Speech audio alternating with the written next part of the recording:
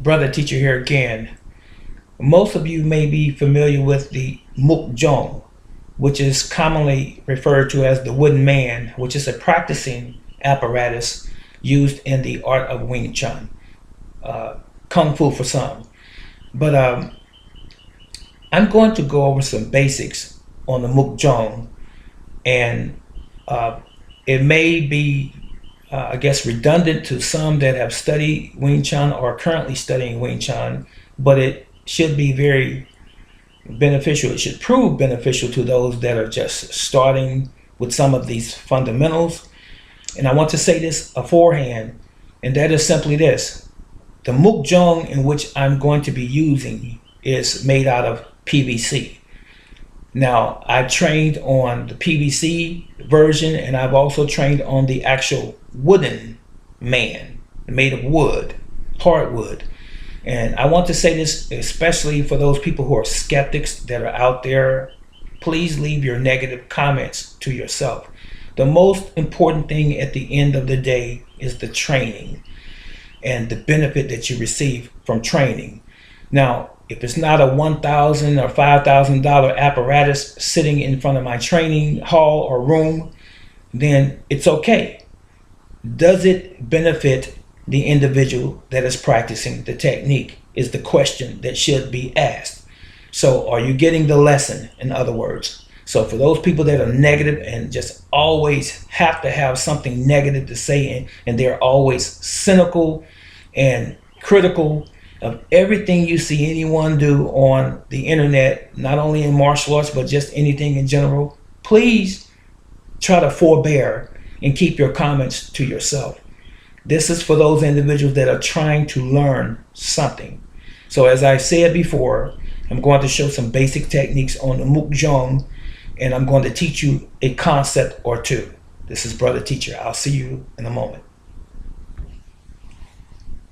The first thing that you will see me do is Pak Sao. Pak Sao is a slap block. It's done here. As long as it's a slap block in Wing Chun, it's called Pak Sao. Now, these are the two arms at the top, and here's the third arm. And you're going to see me execute the Pak Sao or slap block in conjunction with a side palm strike. So it looks like this up close. So from here it would be Pak and here. So to the side view, it would be here and there, using the palm to block. And oftentimes it's more of a slap like this as opposed to technical like this, because in an actual street confrontation, you're not going to be able to execute a perfect textbook technique like this. It's going to be more relaxed, more fast, and more like this in a street situation, like so, as opposed to this. This looks good on paper, it looks good in a training situation, but it does not translate very well in the street. So I'm going to face the dummy from here in this position. It's going to be Pak Sao and side palm to the body. Here, 1 and 2. We do things incrementally by the numbers at first, and then we do them together, simultaneous and attack and defense at the same time. So it's, when you're learning it, you must learn the first technique and then your next technique. And then when you know them, they're done together, like so. Okay? So with your wooden man or your wooden dummy, it would be